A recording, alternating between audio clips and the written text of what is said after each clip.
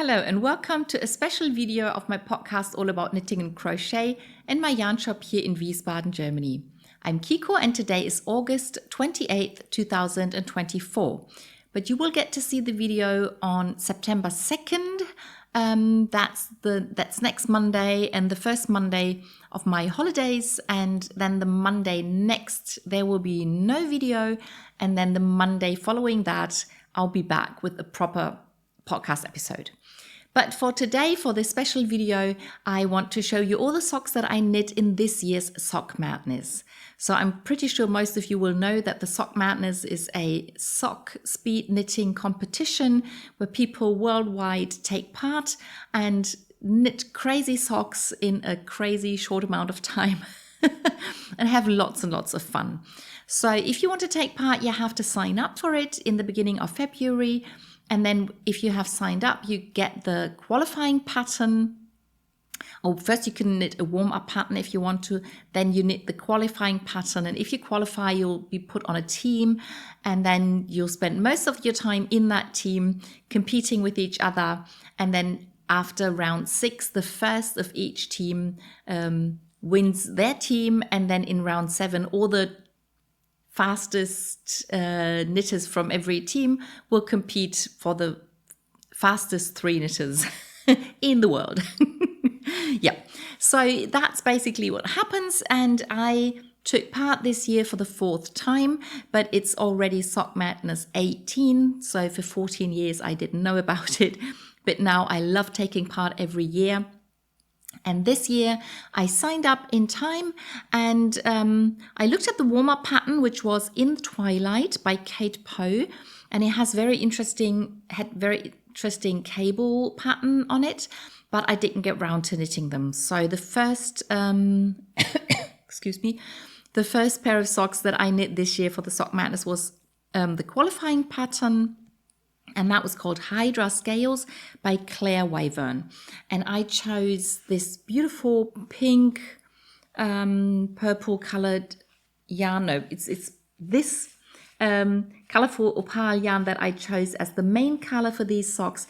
And then I chose a solid color purple and this green, which is not a solid color. It was a mini skein that I had, a 10 gram mini, and it had several shades of green, but they contrast really nicely with this yarn. So I chose that as my second contrast color. And this was the sock that we knit. We started at the cuff, and then we added all those funny contrast color cables to the sock. And we also knit in Helix knitting. So we sort of knit spirals with the main color and the first contrast color, so you can't really see a beginning or end of round because they just keep chasing each other and there's no beginning of or end of round. And then we did the increases for this strong heel, I think it's what it's called, and then you have the heel turn in the main color, and then those 3 cables run down the middle. I traditionally donate the qualifying socks to an organization who collect green socks or socks that have some green in them for women with cancer. So that's why I chose the green. But then my sister really liked the socks and I think they fit her. So maybe I'll give them to her and I'll knit a different pair to donate to that organization to make sure they get their socks. But I'm not 100% sure what's going to happen with these then. But I got them finished within the 2 weeks time that we always have for the qualification round. And then after they were, not the socks were inspected, but the pictures that I uploaded on Ravelry were checked and they agreed I'd done it correctly. So I was put on a team and then I could start competing. And then round 1 was the pattern I Walk the Line by Shui Wu. And this pattern is available for free now for everybody if you want to knit it. And it's this beautiful pattern. So I again chose a colorful opal yarn as the main color and then chose this really dark blue as my contrast color. And if you look at the socks like this, they look fairly simple and they weren't really that difficult to knit. But the really interesting thing about this socks is if you look at the socks like this, And then you can see this is, I think it's called shadow knitting, where all the blue stitches in this column are purled and all the colorful stitches in this column are purled. So if you look at the sock like this, you see the dark lines and the light lines, which is why it's called I Walk the Line. And that's what made the knitting a little more difficult, because you had to really pay attention which stitches to knit and which to purl, plus the increases and decreases to get the zigzag. So it wasn't really difficult, it was just a bit of concentration necessary, and they are fairly big. So with the Sockmadness, everybody has to knit the minimum requirement number of stitches and the minimum number of rounds that are called for, so that everybody has the same chance. So I couldn't just knit small socks because I have small feet, and then people with big feet would have to knit big socks. So to have it the same for everybody, there's a minimum requirement that you have to knit to compete. If you want to knit them bigger because you're really fast, you can do that. But this was the minimum number of rounds that were supposed to be knit, and they ended up fairly big. But I have a good friend who liked the socks and they fit her feet, so that's who they are going to. Then the bonus pattern for the round 1 was the Bellflower socks. And that's a really nice pattern that I started knitting, but I haven't finished yet. So the bonus pattern you get if you finish the sock within the time frame. It doesn't matter whether you were quick enough to get a spot for the next round. If you finish your sock, you get the bonus pattern. And if you don't finish in time, you get the bonus pattern at the end of the Sockmadness. So as long as you qualify, you get all the patterns for free. And even if you don't actually qualify, but if you have signed up and you knit at least one of the qualifying socks or two half socks, then you can be a cheerleader and you can still take part in the Sockmadness. You can get the pattern, you can talk to each other, and you can learn new stitches and new patterns, and it's a lot of fun. And if you don't make it to the next round, you become a cheerleader. You still get the patterns, you can still knit and have fun. So by the way, this is the Bellflower pattern. I used a colorful yarn again, so the pattern does get a bit lost. And I finished the foot, I think, more than a week ago, but then I had to wait for my friend who they are for to come and try them on, and she tried them on last night, and so I knit part of the leg because now I know I can finish the socks. And I'll just turn it round on the blocker now so you can see the pattern a bit better. So this is what the pattern looks like, and you can really see the flowers. It's a mix of lace and cable pattern, and it looks really interesting. And then because everybody can place the heel where they want and where they need it to be, it can be a bit tricky to start with the back of the leg. So she has several charts and several instructions how to start where, to make sure that you don't start the back of the leg like in the middle of the flower. So when I started the leg, I was still sort of finishing up this flower. So while I did that, I just knit like those stems. And now I just started knitting the next flower. If you want to see the sock as a finished object, I don't think I'll have it finished the next time I record a proper episode. But if you just keep watching my episodes, at some point there will be a finished object, and then you can see both of the socks finished. Yeah, so that was the first bonus pattern. And then the second round was the Yttygran socks by Anna Zuravleva. Sorry about that, but I will have all the patterns. I'll have all the patterns that I have knit linked below. If you're looking for a pattern that I haven't knit and haven't linked, you just look for Sockmadness 18 or Sockmadness 2024. You can find all the patterns, most of the patterns on Ravelry. There are 2 patterns. The Hydra scale socks aren't available, and the other bonus pattern that I'm knitting, they are not available. All the others are either available if you pay for them, and some of them, like the I Walk the Line patterns, are for free. Anyway, Yttygran socks are these beautiful socks, and they have this sort of cable pattern with the slip stitches. I think it was different on the right and left sock. I chose this fairly dark yarn This is an alpaca sock yarn by Hansa Farm. So it's a bit fluffy, so the stitches aren't really that clear. I'm really grateful for the moderators of the Sock Madness that they accepted them, that they were able to see that I got the pattern right.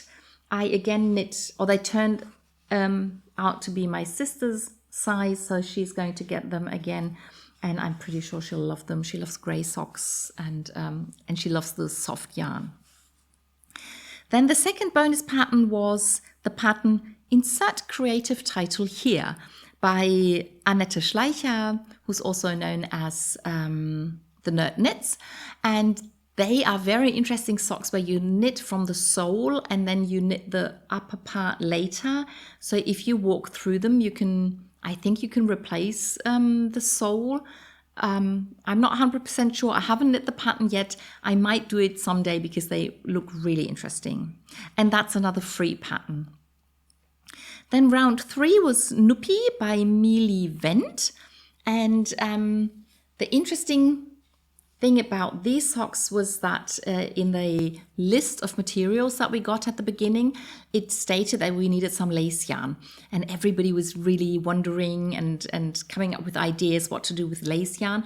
But what actually happened is that we knit the sock, and then we first knit the main yarn in stockinette, and then we picked up stitches and used the lace yarn to knit a lace pattern. So I used fairly dark yarn, and I think my knitting was a bit too loose. I should have used a smaller needle, so the lace pattern doesn't really open up as much as it's supposed to do. But they were accepted. I was in time. And then you repeat a similar lace pattern that is a bit different. So these are the things where you really have to pay attention with Sock Madness to not get things wrong. So there's a different lace pattern on the lower leg and on the top of the foot. And then, these were done. I enjoyed the knitting. I think it's a fun idea to have another layer here. It'll keep your legs nice and warm. So that should be really, really good. Then the bonus pattern for round 3 was the 3 Worlds pattern by Lena Trost. And I decided to knit the pattern, but one of the reasons the socks were called 3 Worlds is because it uses 3 different techniques and it uses 3 different yarns. But I thought it was a bit too much. So there's a main color and a contrast color, and there's 2 color knitting, and there's leatherback jacquard. And with a 3rd color, you were supposed to weave in the yarn. There's a name for that technique that I forgot, but I thought it made the sock really busy, and I thought it was a bit too complicated. So I decided to call my socks 2 World socks and just stick to 2 colors and 2 techniques. And that's what I did. And this is what the sock looks like. So you have the main color for the background, and then a contrast color for the trees that sort of reflect in the water, and a fish that swims in the water. And then the 3rd color would have been woven in to look like maybe clouds or something that swims on the water. I don't know. So I didn't do that. The sole of the foot has this pattern. There's another pattern for the decreases, for the gusset decreases. The heel flap is knit in an interesting way. And so this is the first sock, and I made them shorter than the pattern calls for, and I changed the toe because my sister really likes the toe that's sort of anatomical. So this side, this is where the little toes are, and this is where the big toe is. And I haven't finished the second sock yet, but I almost finished the fish.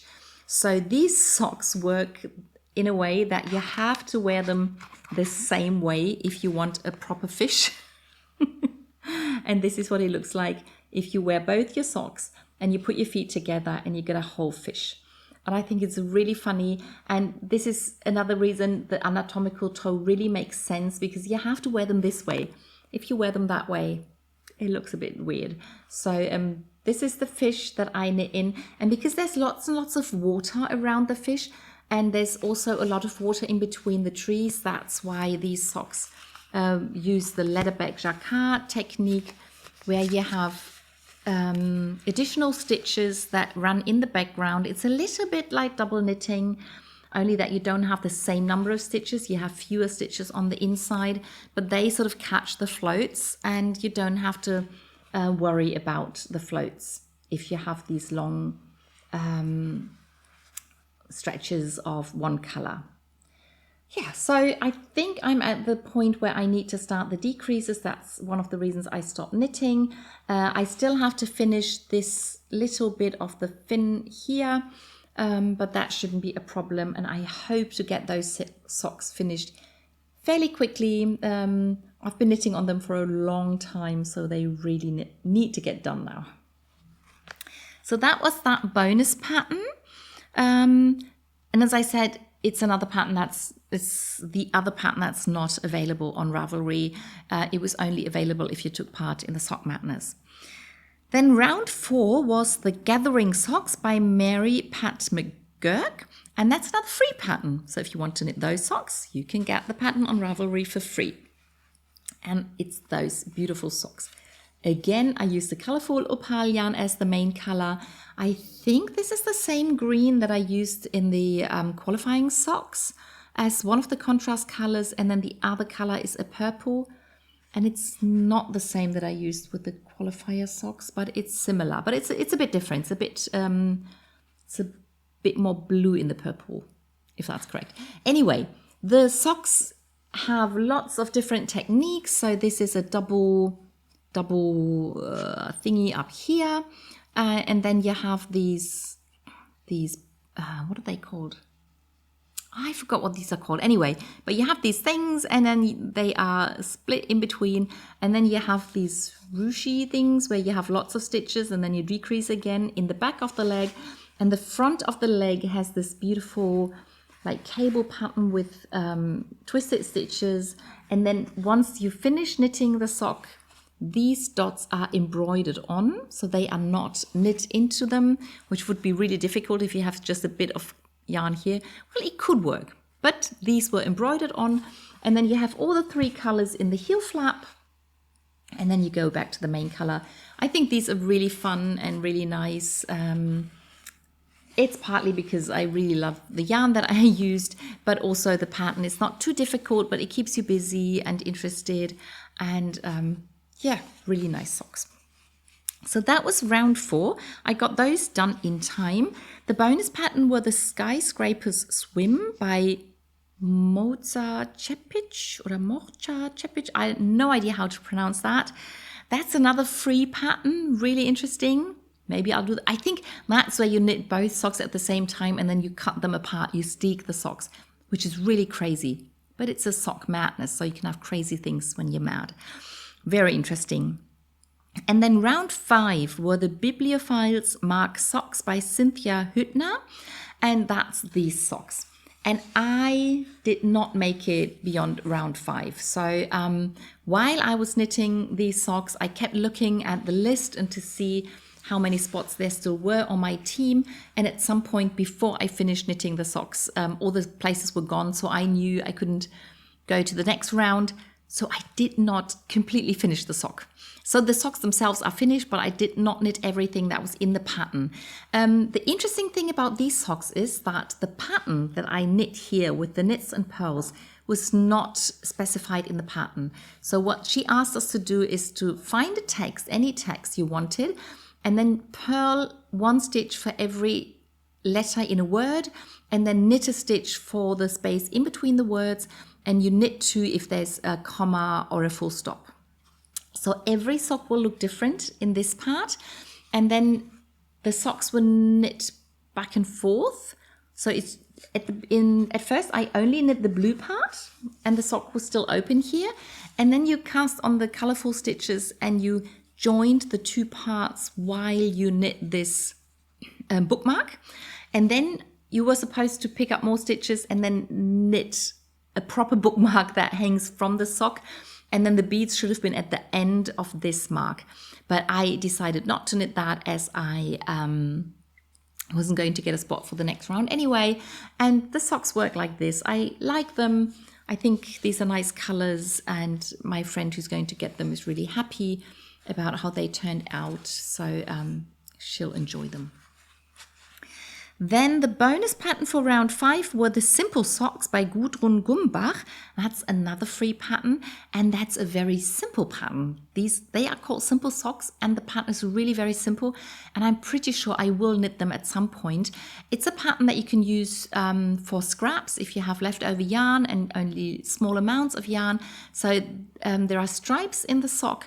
But the interesting part is that you don't just do simple stripes, but there's a certain way she went from one color to the next. That's not very difficult, but makes it really interesting, very sweet socks. And you can knit them with just 2 colors and alternate them, or you can use all the colors and do every stripe in a different color. I feel like doing both. I have no idea, but I really like the pattern, and I will probably knit them at some point. Then the round 6 pattern was the Helix Remix socks. And as I was not in the competition anymore, I didn't have to knit them, but I was curious. I thought the pattern looked really nice, so I started knitting it, and I knit the ribbing and I started knitting the pattern. But at some point I realized that they are really fairly loose, and it took me a long time to knit them, and I wasn't in the competition anymore, so I decided I don't have to finish the sock. So what I did is I finished one chart, and then I sewed the ends together. No, I knit them together. I did a 3-needle bind off, and I called it a phone sock. So this is like a mobile phone cover, and my phone fits inside perfectly. So this is what I'm using it for. I've only knit the one.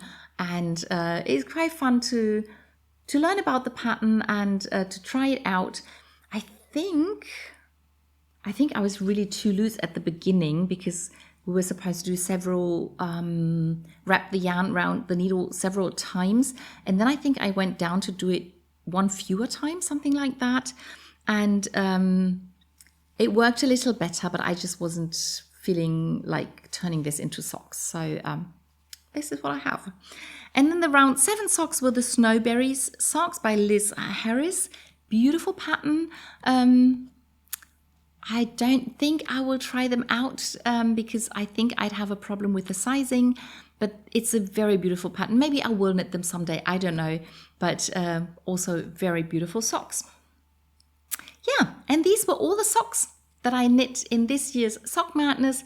I am almost finished with the 2 World socks that are not 3 World socks, and I'm still working on the first Bellflower sock, so I'll have to finish this and knit the second one. That's what's still to be done, and as I said, the simple socks, I will definitely knit them at some point.